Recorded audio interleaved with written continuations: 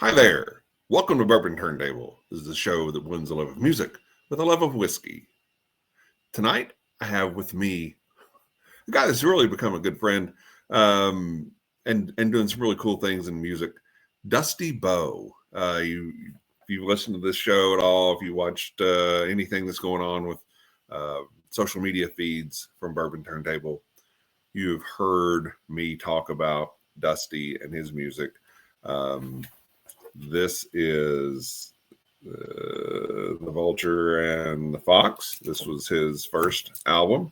Came out a few years ago. One of my favorite songs all time, anywhere, is track 4 on this, called The Conductor.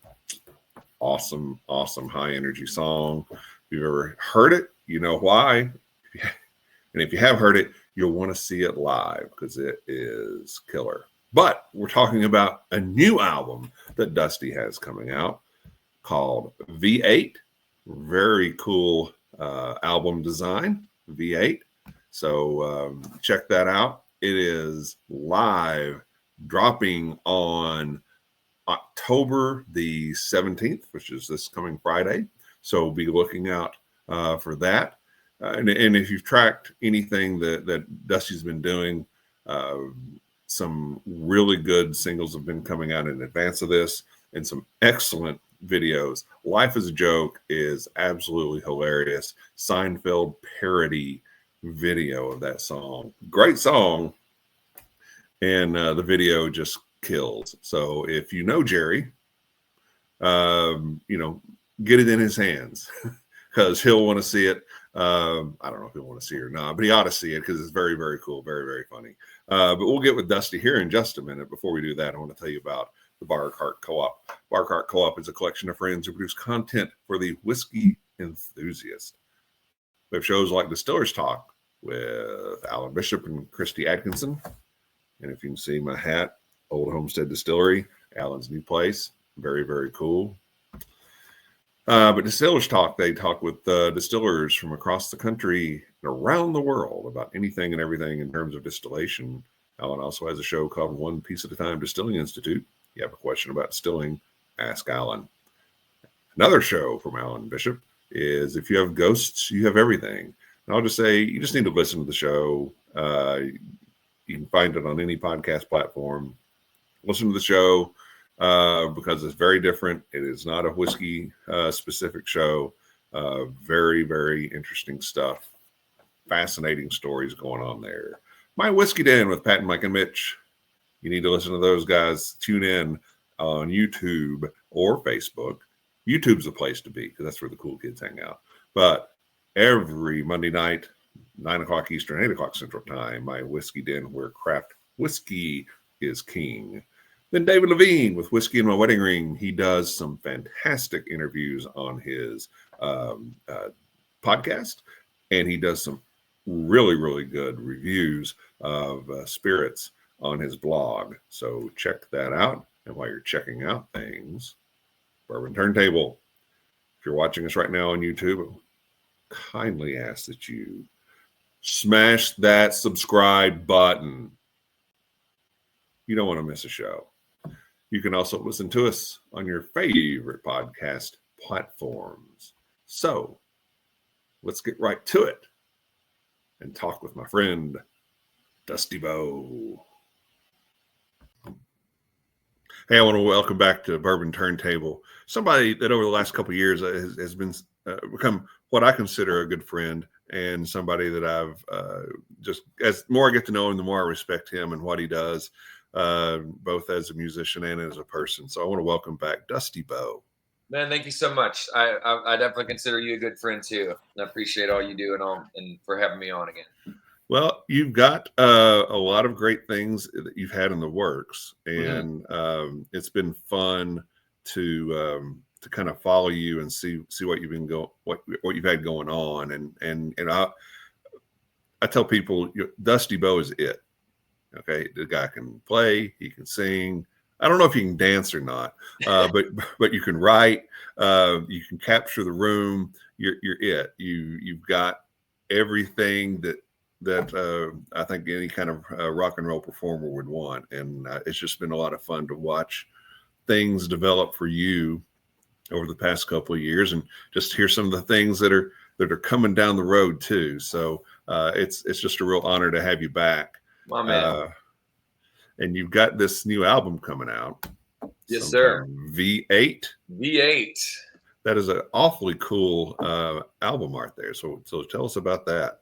Yeah, thanks. That was that's actually put together by my buddy Jason Espiritu, who's a really talented individual, great songwriter, guitar player, phenomenal guitar player, and graphic designer.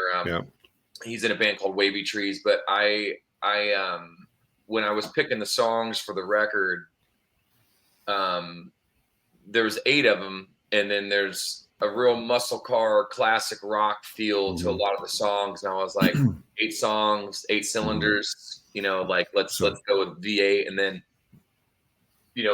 being with Gibson too, and I've always had an infatuation with the Gibson Flying V, and I was in the process of getting one, and then I was like, this could be a cool concept, have the V with the snake around it. This is not because you're a fan of tomato juice. No, I do. I am though too. I used to drink a lot of that stuff when I was a kid. V8 for sure. Yeah.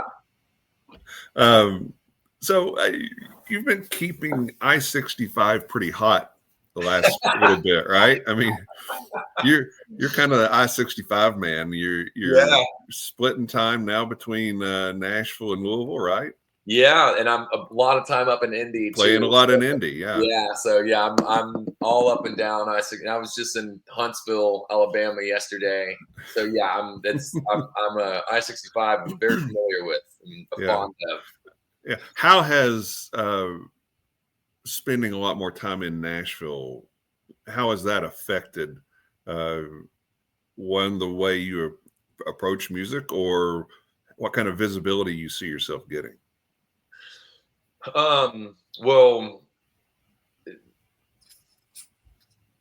first time I came to Nashville started really coming to Nashville, checking the scene. It was about 2017, and was even after playing professionally for a decade and living in LA for 10 years. Like, it was very intimidating because people here can play and they can sing and they can write, and none of the other nonsense matters. Your followers, your image, your fan base, none of that matters. It's all about, you either got to be able to play, sing, or write, or you're not going to be able to keep up. So it was like, okay, let's get back to the drawing board and getting better at all the things. And so it's definitely really helped me, because it's kind of like, made me have a little bit more accountability for myself to show up, especially being a solo artist, whether I'm playing with my band or I'm just playing on my own. It's me.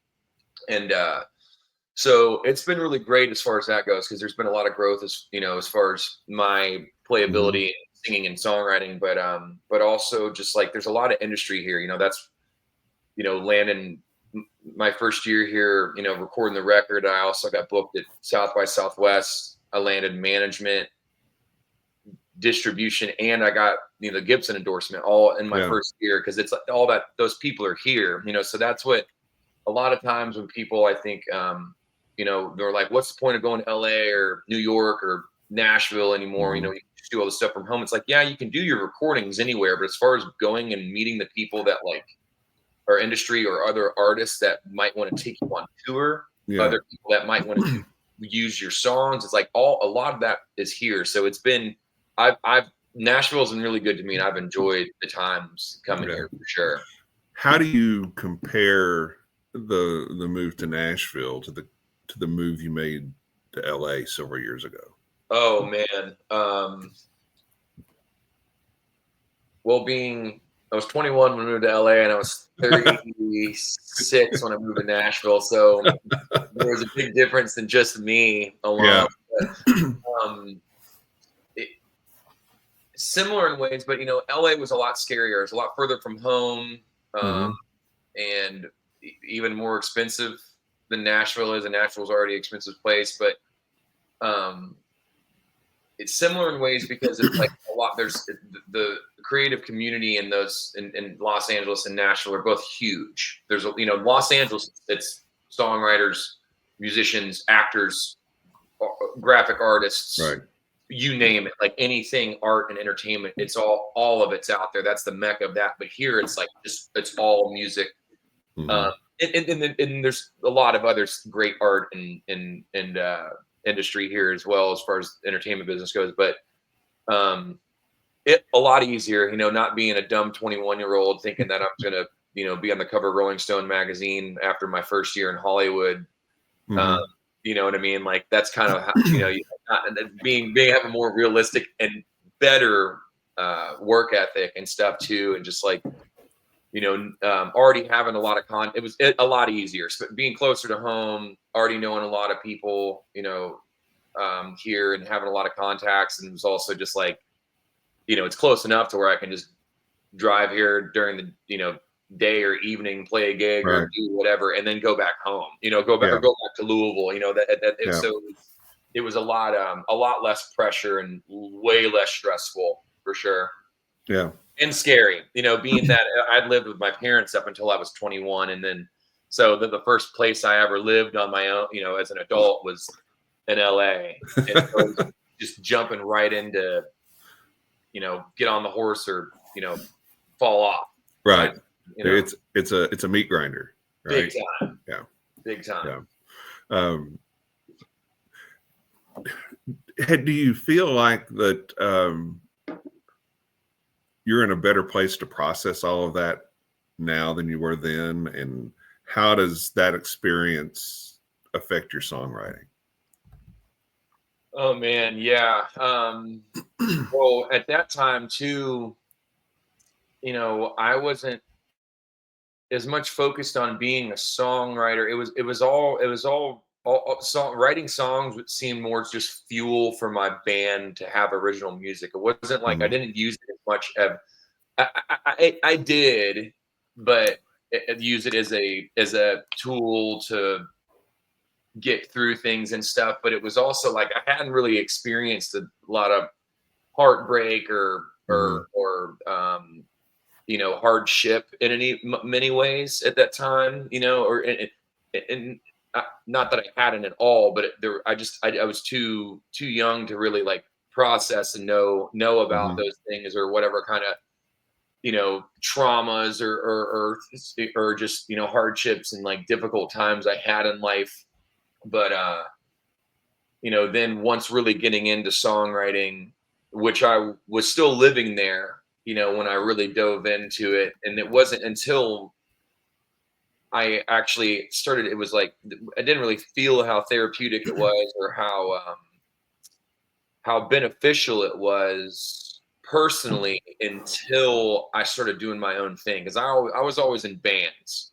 So I was always trying to write to fit somewhat of a mold of what worked for my band. Cause that's what you're supposed to. You're supposed to have like your sound and you can't go on, right. That's what the industry says. It's like, it's gotta be a package. It's gotta be this, everything's got to be cohesive, which I understand, but for people like me, I don't like doing that. I want to have a love ballad. I want to have a funk song. I want to have a heavy metal song. I want to have an outlaw country song. And, managers and are a lot of industry cats aren't fond of that. And then it took me when I was like, well, if I do stuff on my own, I can do whatever the hell I want. Not only because I don't have any band members that only like us doing this one kind of music, but I also, it's like, I've done all the other dances before to try to get songs on the radio and this, that, and the other, and had some success with it, but nothing to where it was like worth like kind of sacrificing my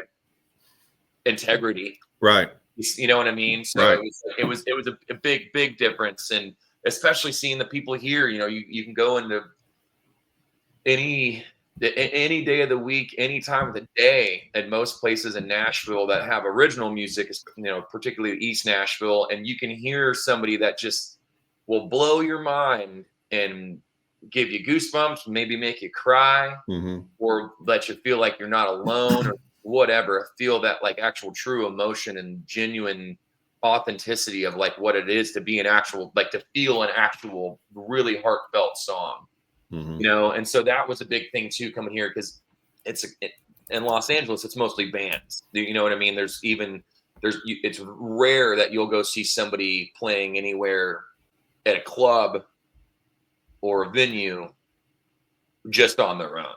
When here it happens all the time. So yeah, it was a big help coming here, and yeah, big difference. And again, the age gap was a good amount to do with it too. Having a few extra birthdays and learning a thing or two definitely helped. Yeah, I can imagine that is a big difference. I didn't realize it had been that much time between the two. Oh yeah. Yeah. So how long you've been in Nashville then, or splitting time with Nashville then for how long now? Since December. Okay. December of 23. So. Oh, okay. Wow. Time Year flies. and a half-ish, a little over a year and a half. Yeah. Right? Yeah. Coming up on 2 years. Yeah. Yeah. You talked about just running into talent wherever you go there. And one thing that you started doing here in Louisville is something called Writers on the Roof. Now this is yes, sir. Older. This is probably it's March. But the promo, the specific one's from March. But tell us about Writers on the Roof and how that got started. So Tin Roof, which is for those that don't know about Tin Roof, it's a chain. I think there's 22 locations now all over the country, primarily the Midwest to the South. But it's they have live music, I think 5 nights a week, if not more, depending on what's going on in that city or their area. And then the Louisville, I gotta, thank Tin Roof and Jordan for booking me, because that's been about a third of my income, if not more, at times for the last 5 years. So they offer a lot of musicians, especially independent musicians, a lot of work. So good on them. The GM, the Louisville location, Chris Stubbs, I used to play there a bunch. Just would have a Tuesday night slot, and I would play there, the 7:30 to 10:30 slot, and it was just kind of there wasn't that much of a crowd coming in, and he was wanting to see if we could do something to get more people in, and I was like, well, yeah, if you give me a night where I can do like an open mic thing and get some of those folks in, and then like just kind of showcase some songwriters, whether they're from here or they're on tour or they're regional or whatever, anybody that was around and that was into the idea. And they were like, cool, let's try it. And it's been, it hasn't been a mega success in ways, or it depends on how you look at it. But as far as the way things were going when it was just me playing there, and now it's like it's something that's cool, and there's people kind of working as a community to promote it, and it's actually been really successful if you look at it that way, which has been cool. This was actually the first month we didn't do it, or June was the first month we haven't done it, and I think we were just over a year. I think April of 24, I think, was the first one. Yeah, cool. Yeah. So yeah, we're getting it started back up this month in July, and yeah, it's been really cool. I've met some new musicians and writers that I didn't know before, and it's also been really rewarding seeing how it's connected other people and help. There's been some young kids that have been coming the last few months, and it's like it's a big gig to them. Getting up on a big stage, having a good professional sound system, having a sound engineer, and so it's been really cool. So shout out to Tin Roof, because they've been really good to me and a lot of other people too. Yeah, that it's a great thing. And the thing that surprised me the most about it is the level of talent. Yeah, because you'll have a couple of acts that are scheduled to perform. Yeah. All right. But then from 7:30 till 9, it's open mic. Yeah. And just people come in with the guitar on their back and they sign up on the list, and you don't know what you're going to get. And I'm thinking, okay, you're going to get, okay, this is going to be about, 2/3 bozos up here. Yeah. And man, it is not. It is so much talent on display. Yeah, man. We've gotten really lucky. Yeah. Well, but watching you as you're hosting this thing, and this is where it gets to, okay, who you are as a person. Watching you as you're hosting this thing. I mean, you're engaged with the performer and supporting them both, in little things that may be going on, helping them with some technical things, or giving them a good introduction, but then encouraging them as they're coming off the stage. People that may have only played in front of an audience 2 or 3 times in their life, but then there have been people like one Rank Stranger. Yeah. This guy's got some awesome songs, really country folk kind of songs, and through his relationship with you, which, as far as I know, started there, right? It did. Yeah. Basically, we had met before there briefly, but that's when we became buddies. Yeah. He came to the first one. Yeah, but you helped him get some stuff recorded. Yeah. Yeah. And then you got these guys, these 2 kids, the boys, the Rockin' Cowboys. Yeah, man. Again, one, they're probably not old enough to go to the bar, except that they're playing. Yeah. But they, you've been somebody that's kind of helped guide them along and shepherd them along in their very young career, both literally and figuratively. Yeah. It's very cool. Thanks, man. Yeah, it's been super rewarding for me too, especially getting closer to, like, Rank's got an incredible story. You should have him on here sometime, because dude's got a hell of a story, and he's just, he's a fun guy to talk to as well, and super really talented songwriter, and he hasn't been doing it for that long either. So that was part of his thing. But then, of course, the Matheny brothers, the Rockin' Cowboys, like, they, it's been cool getting to work with them too, because they have a incredibly bright future ahead of them, and they got the bug. They already live and breathe it, and it's really cool to see, because it's rare. Especially for kids that young, it's rare for anybody to be that good. Mm-hmm. But for a 9 and a 12-year-old group set of brothers, it's like, when does that happen other than Van Halen? Since then, at least. Which right. I tell people, and I got to credit Jeff McNichol for saying this. He's like, if they stay together, they'll be the next Van Halen, and I full on believe that, because they got it. They definitely got it all. Yeah, and they're not afraid of work. No, oh no, they're already. Alex, my bass player, just did a gig where they're already getting paid, good paid gigs. And I'm like, man, this is already going really well. Don't let him steal Alex, okay? No, you got to draw a line somewhere. For sure. All right, before we talk about V8, I want to give a shout out to this one. Vulture and the Fox. This is a gem. Also, I've got the bandit bandana. The bandana, yes. Yeah. This is fantastic. I still listen to it all the time. Thank you. It exemplifies some of the things you're talking about and wanting to do a variety of songs.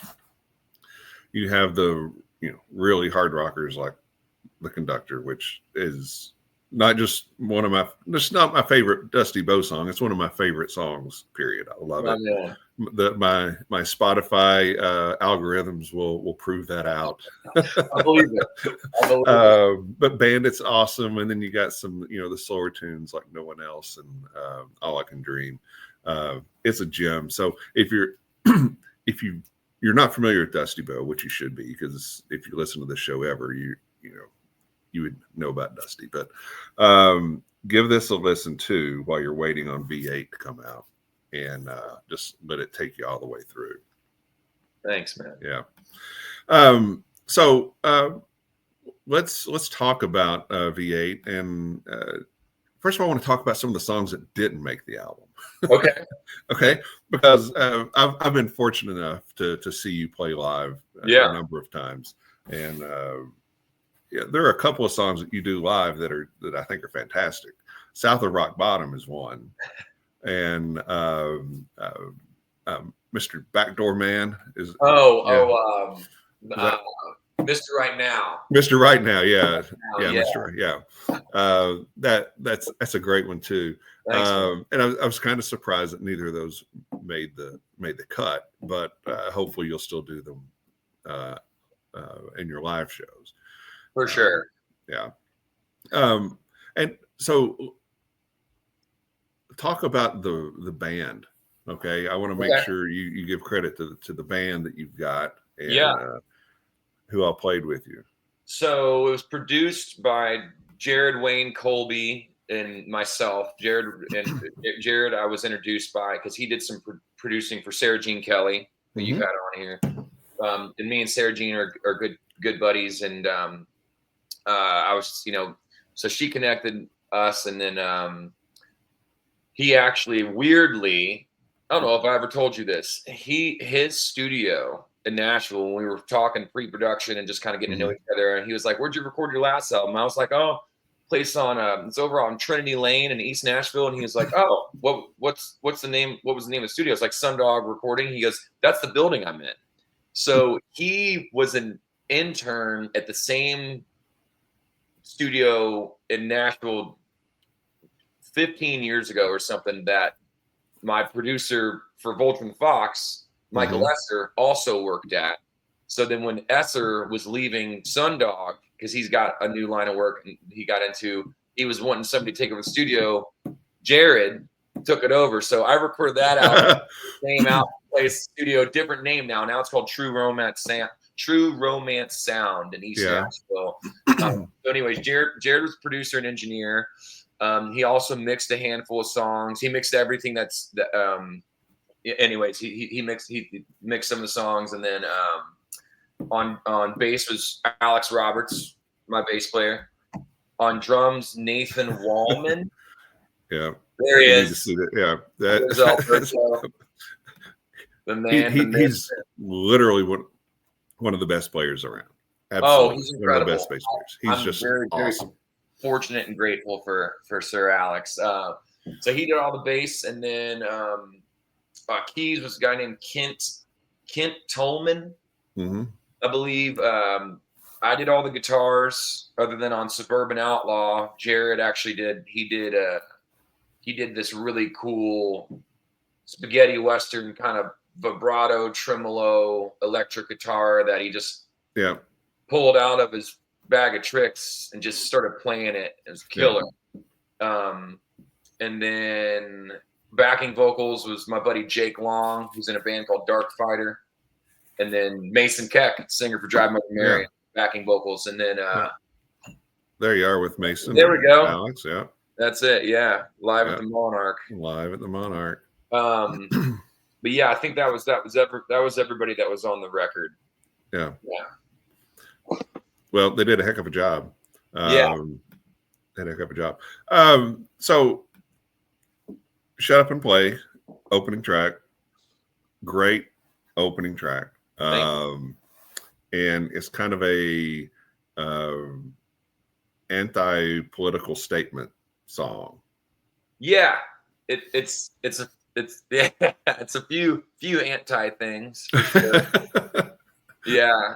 And that, that was kind of more than anything, what it is to me is not having to have something really serious or you can write a big dumb rock and roll song if you want to write a big dumb rock and roll song. That's kind of it's one of those, when I was literally having writer's block, and I was like, shut up and play, like you don't always got to have something to say. Like I was like, there we go, that's gonna be this one. But yeah, it's just and then also being sick of, which is a big thing in Nashville.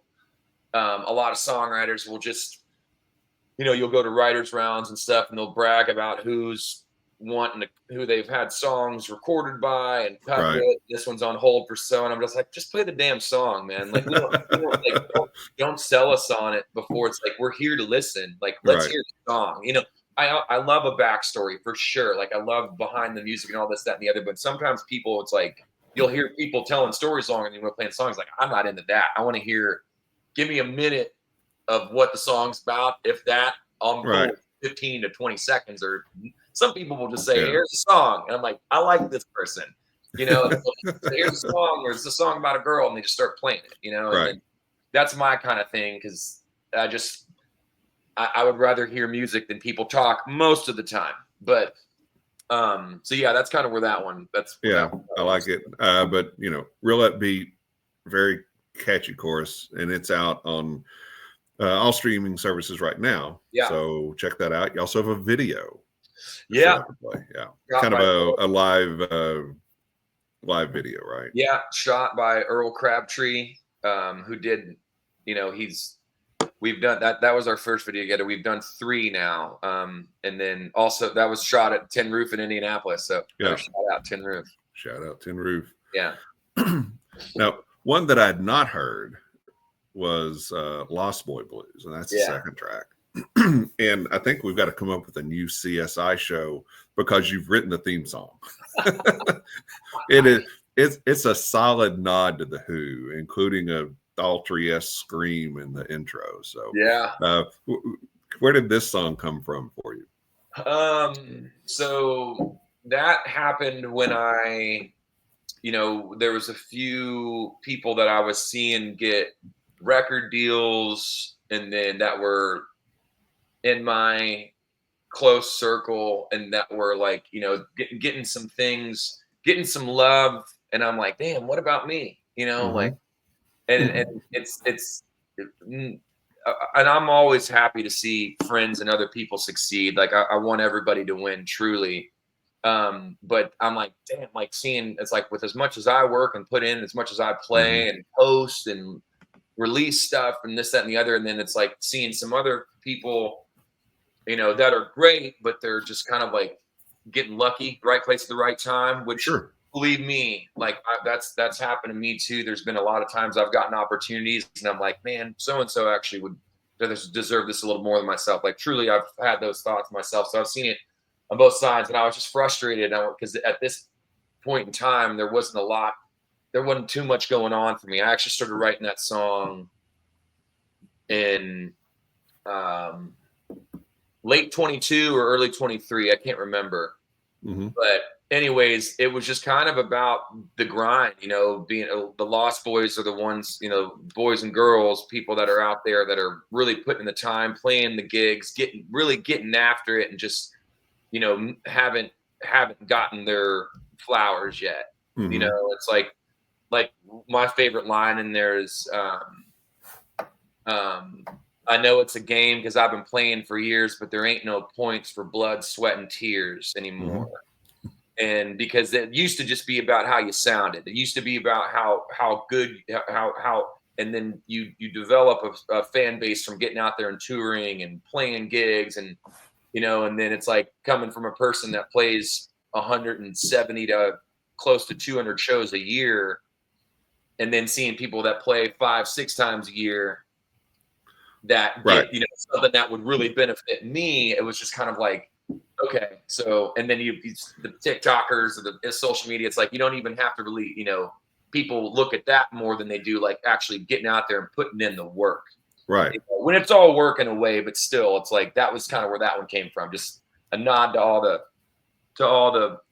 blue collar musicians, as I call them. People out there getting after it. Yeah, no, you definitely put the work in. Nobody can take that away from you. That's very true. And the more I do this show and the more I talk with different musicians, the more I'm convinced that there is definitely an element of right place, right time. Big time. Caught your break. Yeah. And because there are a lot of people, yourself included, that I think you're as talented as anybody out there. Anybody that's got a big record deal and that is out touring someplace, everybody's good. but it's just Thank you. somebody, caught their, won the lottery and who they knew or who heard them at the right moment. And that was it. Yeah. It's a numbers game in a way. It's literally, like you said, right place, the right time. And that's kind of why I feel it's important for people. It's, again, a place like this where it's like there's not just industry, but other bands that you can connect with, other producers, songwriters that might want to do something for you, other people that might want to, you could be somewhere and literally, maybe not Chris Stapleton, but somebody along those lines or that works with him might see you and right want to do something with you, or you know what I mean. That's right. Kind of how it is. So I think the more you get out there, you get what you put in, and and that brings up the thought of sometimes you're playing and whatever the room is, it's a packed room, and sometimes you're playing and it's me and Cindy. Right. Yeah. Okay. Yeah. How do you keep motivated when you're performing in front of a smaller crowd? That's a great question. Well, one thing, it's having somebody that you like really care about and have gotten to know well, like you and Cindy, like, that's something like, I would rather play to a room when it's just you or you and Cindy versus, a sports bar in St. Matthews where that's full of people that are staring at TV screens. So it's like, it was really weird to get used to at first, because I'd be up, especially after I like got my confidence as a solo player and then like knew that I was good. Like I was like, oh, man, I'm up here killing it. And like I could set myself on fire and these people just wouldn't care. They just wouldn't care. And like, because a lot of people aren't there for it, but like, it's, a lot of times when you're doing those gigs, your background music, private parties, sometimes people will pay an absurd amount of money just to have somebody playing in the corner of their big ass house while all their friends hang out on the other side of the basement drinking at the bar. I'm like, whatever, I'll take the money. But it was definitely weird, and it still can be with certain gigs, like when there's people that aren't into it, and like if you get done with a song and it's like, God, we just burned it down, like everybody was on, no mistakes, like no wrong notes, whatever, and then like sometimes it's just crickets, which it's just part of the game. And I was like, it definitely is up to us as entertainers to get the crowd into it. But sometimes it's like, I see sometimes bar musicians, they show up with their shades on and they're dazzled up attire, and it's like, you're playing at Fox Den or something, you know what I mean? Like you're playing, it's some nothing against it, because I love that place and played all the time, or used to, but it's like kind of knowing the room. And sometimes it's like people just want to eat. They don't want a guy on stage barking at them to sing along for Free Falling or something. You know what I mean? Like it's kind of just knowing the room and playing to the crowd, which that was something that we like. Not only was beneficial for us to learn to do as a band, but it's like it's more enjoying for us and the people around too. It's like, let's so. When we see us at those gigs, like we never have, for the last 5 years, we haven't had like an actual set list. We have a song bank we'll pull songs from. It's like, okay, let's feel the vibe out. So, but it can be weird, but for the most part, it's kind of like, just get up there and play it, do as good as you can, do as good as you can, because somebody, even if it's just you two, like we might have a great take on a song that we would want to post a video of, or that that somebody you would put, you post a lot, which is awesome. So it's like somebody might see that you never know. You never know. And I have a lot of respect for people that when it's a big room, okay, anybody can get up for playing in a big room. It's when there's a light crowd, but you still bring it. Yeah. That says a lot, because I've been to some places where there's a light crowd and you can tell they're mailing it in. They cannot get through their set list fast enough and get out of there. Yeah. And you kind of lose a little respect. I mean, I get it. You want to play with the crowd, but sometimes it just, that's the way it works.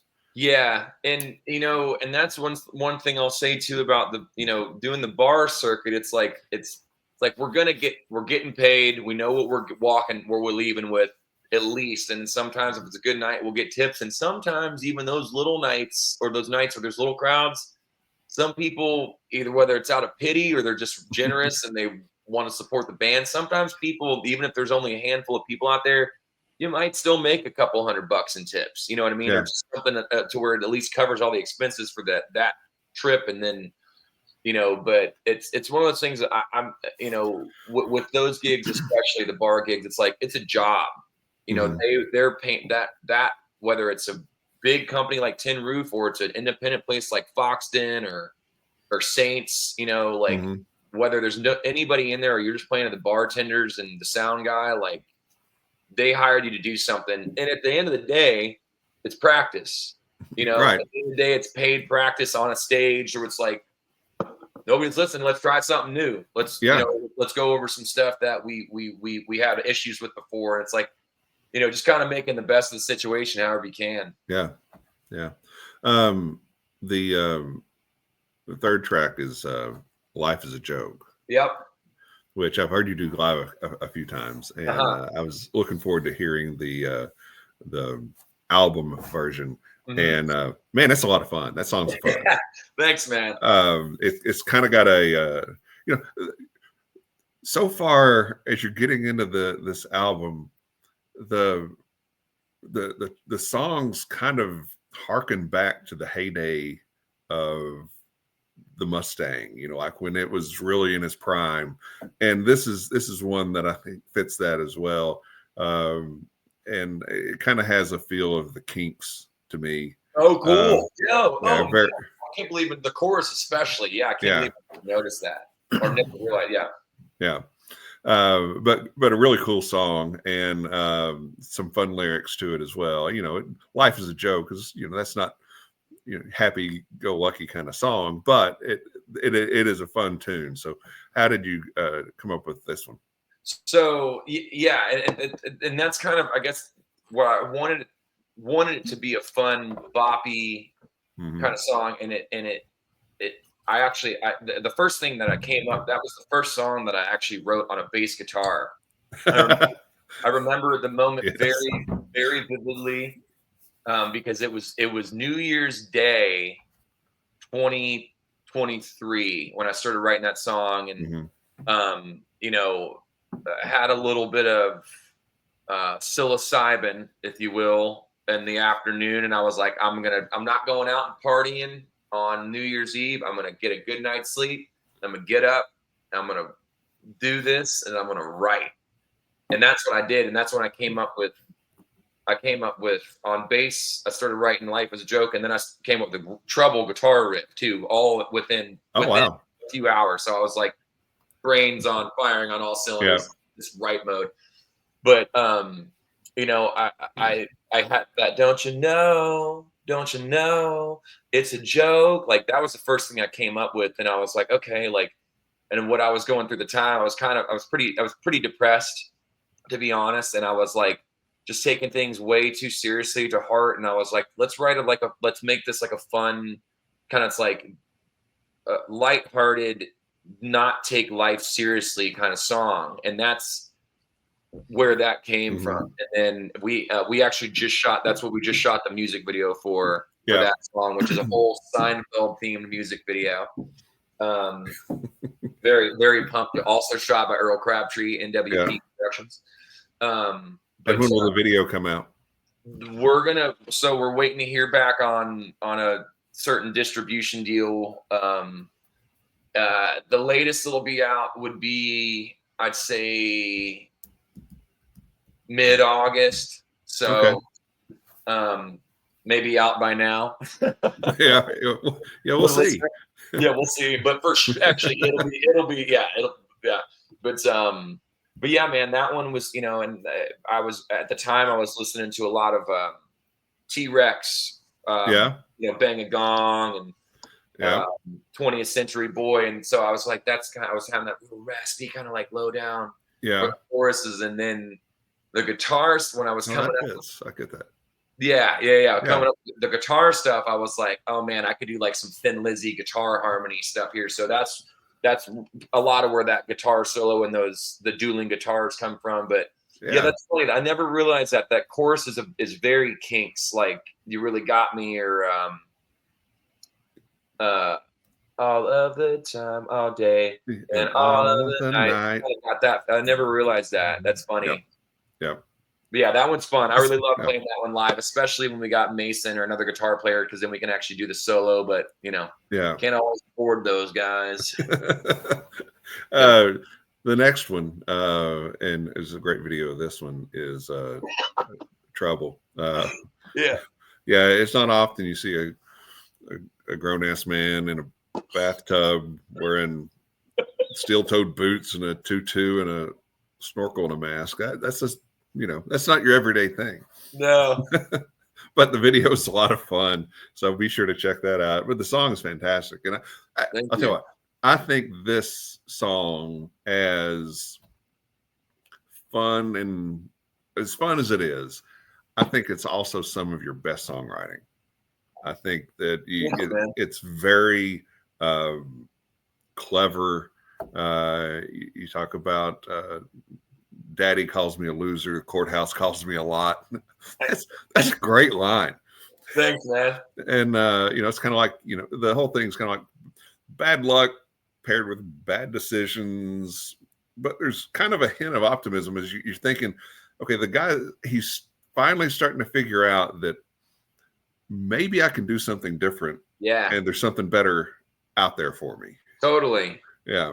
Yeah, that was the message of that one. Yeah, it's just kind of like, you know, most of the things that happen to me or people in life, you know what I mean? Most things that happen to us are brought on by our own decisions. Most of the things, you know, there's of course there's a lot of other stuff that can happen that's out of our control, but that's kind of, it's like, well, I've been kind of making this a little bit more difficult on myself, you know. Right.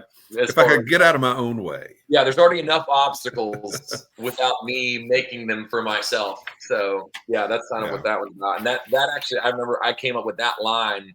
Daddy calls me a loser, courthouse calls me a lot. I came up with that line the same day.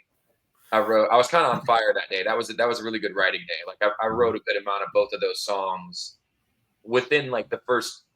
It was like first and the second of the year. Like within 2, maybe 3 days, I like had them done.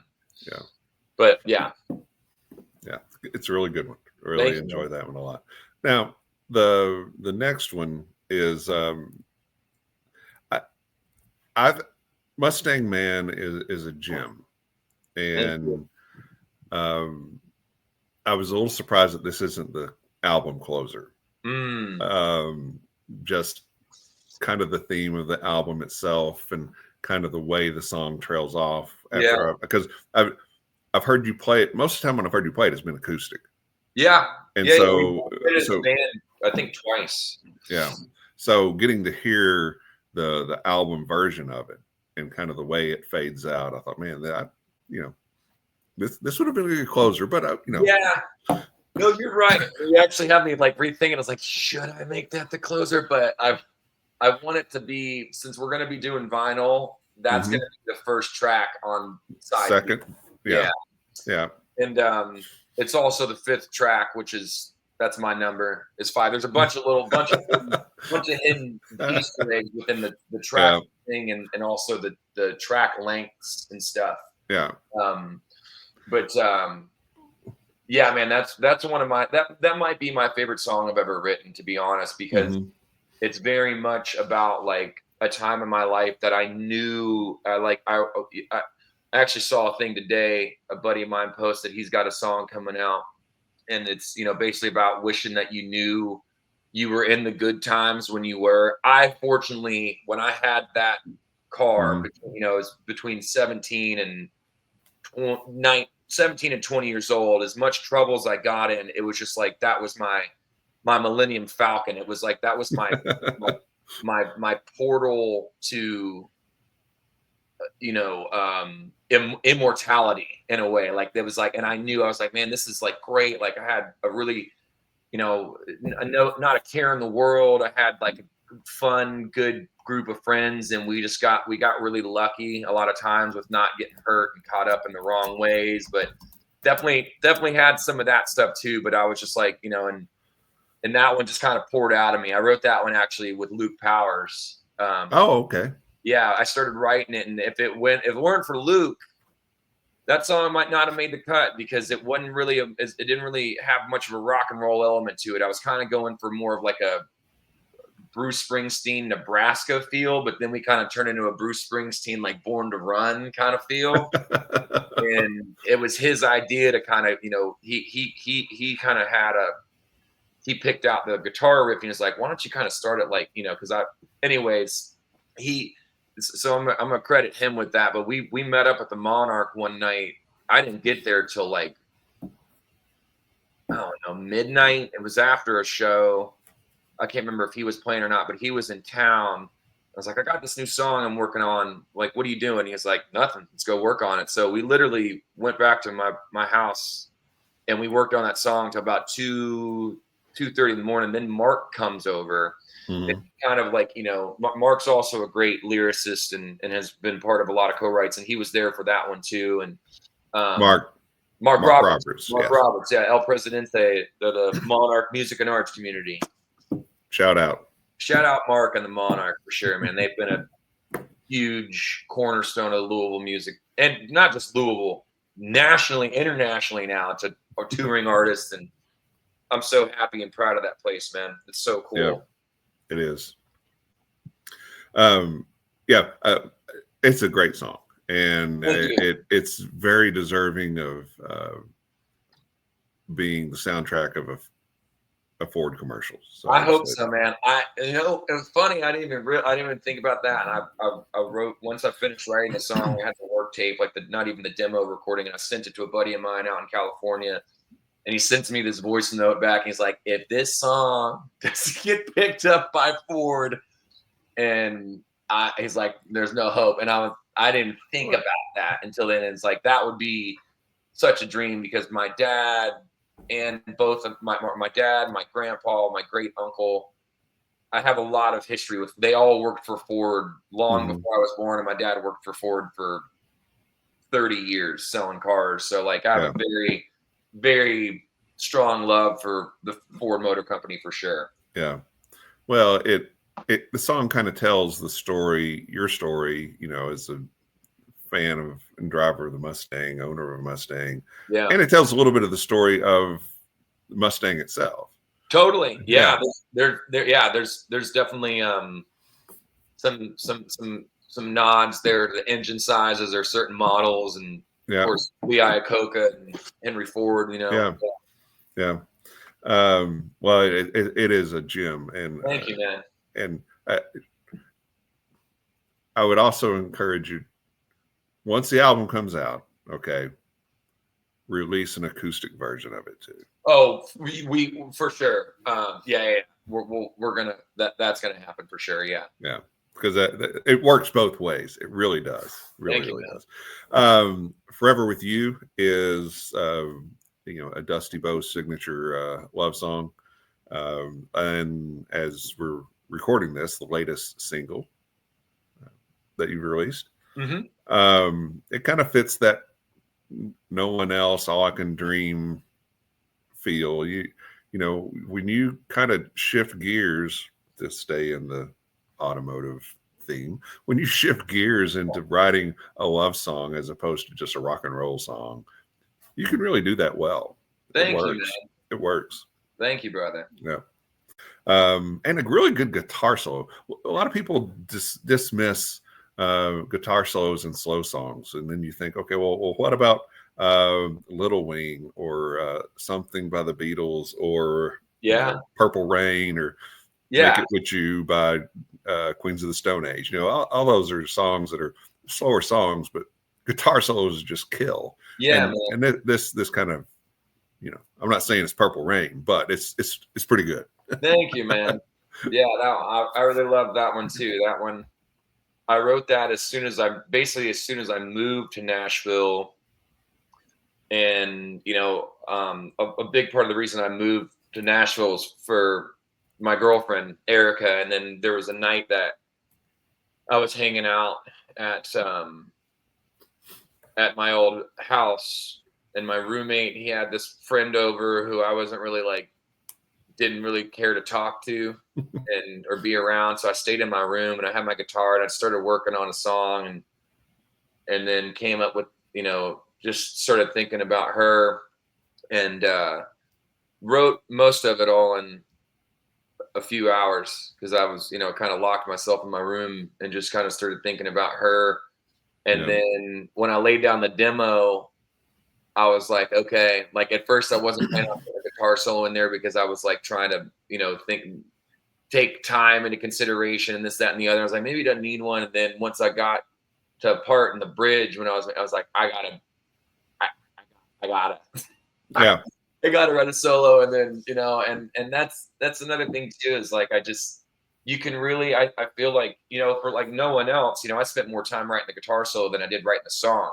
And because given that's a 2.5 minute guitar solo, but like, I feel like you can really, if you do it right, you can really just expand the vibe of the song and what you're trying to say with the solo, with the parts that are in there. And Jimmy was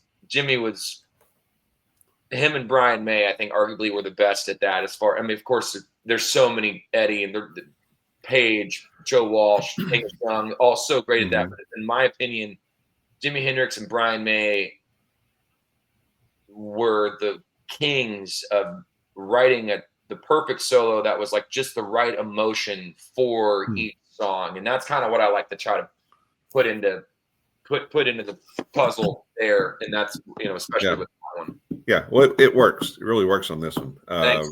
Really does. Suburban Outlaw is, it is an outlaw ballad set in the privileged suburbs. Is that a fair summation? Yeah, man, that's so, growing up in Middletown, I went to Eastern High School, and there was a lot of kids that, I call them me and my friends call them the Malibu's Most Wanted crew, because they were coming from Copperfield, Lake Forest, English Station estates, and like these big neighborhoods, coming from these big homes, very wealthy families. And they would try, and they, and again, we were kids, but, rolling up in their Cadillacs and their Lincolns with giant wheels and bumping sound systems and whatnot, trying to be like gangsters, like, and they would be violent. They would criminally, they would steal from, people. And like, they were, and then a lot of them, they never got out of that mindset. They kind of continued to be that character, or they would keep doing the drugs, and people would get addicted, and this, that, and the other. But that one in particular is about somebody that I was really close with. And that's all a true, also chronological story. Like all the way that the song goes is how that stuff actually played out in real life. Yeah. And, but I was just kind of like, there was, and I'm like, man, how does, of course, things can happen however they happen, but it was just seeing it. It was something that I was never fond of, that kind of person in general. But it was also kind of shedding a light. It's like, yo, you might have a really great family or upbringing, but like, your days are numbered if you're gonna keep if you're gonna keep trying to live that lifestyle. And so that's where that one for sure came from. It's very literal, not just within the title, but also within, once people hear the song. And it's been cool too, playing that one, because some people are like, man, I know this person. Like, a lot of people have had that person or several of them in their lives. Right. Yeah. Yeah, it tells a, well, it doesn't tell a good story, but it tells a story well. It's a dark story. Yeah. Thank you. Yeah. Thank you. Yeah. And the last track is pure acoustic guitar. Yep. A song called "Close to the Pain." Yeah. So, tell us about that song. So that one, I've had that one for a while, and kind of put it away for a minute because I wrote that in 2017. Oh wow. Yeah, and it was when I was living in LA, 2017 or 18. It was right before I left Los Angeles to come back to Kentucky.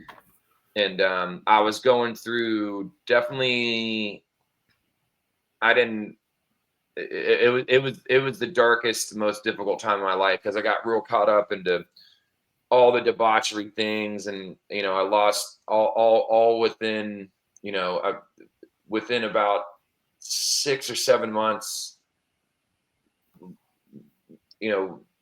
exited a relationship that I was in for a few years. That was a really serious relationship. And then got a DUI, quit my band, and lost my job. Not because of DUI, things I wasn't, it was, the company got bought out and liquidated. But all that happened within, it was like 6 to 8 months. So my life turned upside down and I did not handle it properly, and it was just going through like a really, really bad time. And I kept digging myself a hole. And I was just like, I kind of like, why try to make things better in a way? You know what I mean? It wasn't all the time. Like, fortunately I was, again, having a really great mom and brother and some other really good friends that that were there for me, but it was a tough time, so that's I wanted to put that on the record because it's the times that almost anytime I've played that at a show, especially a place like the Monarch or a living room concert or like a that's another good thing about playing a room, even if it's a big room when there's not a lot of people, you can kind of play those quieter, more, less in your face songs and people can hear more of it and whatnot. But most times I've played that song, it's kind of like silenced the room and people have gotten really into it and have felt it because I think a lot of people, it resonates with a good amount of folks too, because we all go through stuff in different ways, I think a lot of times people, especially artists or, adolescent or just people or young adults, handle it in a pretty destructive way. And that's what I was doing. Yeah. Well, it's a very powerful song and really well done. Thank you. And kind of brings the album to, I guess, a contemplative close. There's some muscle car tunes in here for sure. To stick with that theme, but there are others that are like, I'm gonna lay on the hood of my Mustang and I'm going to stare up at the stars and I'm going to think about life. I love that. Yeah. That's kind of the order of the album. Wanted to kind of make it with Vulture and the Fox, it was all a concept story, so it kind of it goes up and down. With this one, I kind of wanted it to be like, all right, the first 4 songs are just rockers, and then when Mustang Man happens, it kind of takes a turn, and starts getting into the Mustang Man's kind of a it's an mid-tempo / upbeat kind of song, but it's very unique structure. And then getting in, then the ballad happens, and that's kind of when things start to calm down a little bit. Even though the last 2 songs are pretty dark songs, it's just I kind of wanted it to be like, all right, now it's like driving off in the sunset, or you're just like you said, that's cool, like get parking it and laying on the hood and just like looking up at the stars and contemplating life like that. I like that too. Yeah. Yeah. I mean, the album works on a number of levels, and 8 fantastic songs, and I know you probably could have put a lot more on there if you wanted to. But Yeah, I'm really proud of you for it. I know you've put a lot of work into it, and you've been working on this for a while now, obviously. Yeah. And I just wish you all the best with it. And I know it's not, if its success is contingent solely upon how hard you're going to work, then this will be, #1 album in the world. So, my man, I appreciate you, Kevin. Everybody, be on the lookout for Dusty Bone V8. Where can everybody find you on social media, Dusty? On Instagram, TikTok, and X is all just at Dusty Vox, DUSTYVOX.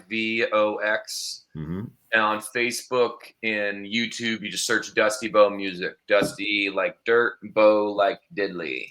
Dusty Bow Music. Dusty like dirt, bow like diddley. I like it.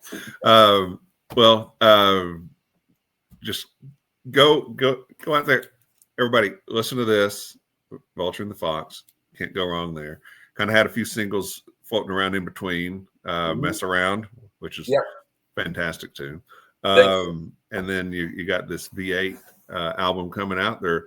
Golly, how many songs have already been released? Shut Up and Play, Trouble, and Forever with You. Yeah, 3 so far. Yeah. And then we're gonna put out Life is a Joke next, and then Mustang Man will be the last single, but we're releasing that with the album. That's the album. Kind of that'll be great. Of the record. And just to let you know too, as far as Mr. Right Now and South of Rock Bottom, those are going to get recorded and released as well. I'm not sure when. South of Rock Bottom, South of Rock Bottom, Mess Around, Shut Up and Play, and then a couple other songs. I did record, didn't get the recordings I wanted to, other than Mess Around. That's the one we used. But I was going to release a 5-song EP called Smothered, Covered, and Funked. And it was all going to be Waffle House themed, which might still happen. I don't know. I think I do want that, but I want to get the right recordings of the songs, you know. And but yeah, there's some other ones like you've heard me do, like I Never Wanted Her to Love Me. Yeah.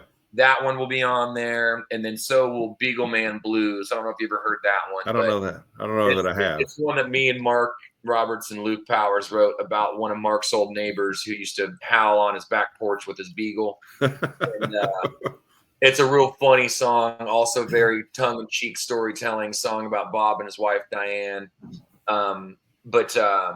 We're gonna that'll happen. That might be the next thing I do, because it would be smaller production and whatnot.